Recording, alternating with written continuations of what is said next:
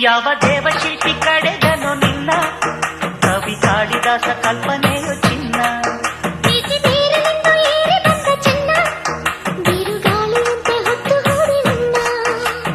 ಊರ್ವಶಿಯ ತಂಗಿಯೋ ಮಾತನಾಡೋ ಗಿಳೆಯೋ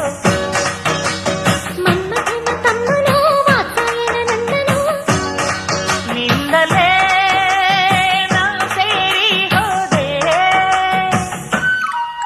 ಯಾವ ದೇವಶಿಲ್ಪಿ ಕಡೆದನು ನಿನ್ನ ಕವಿ ಕಾಳಿದಾಸ ಕಲ್ಪನೆ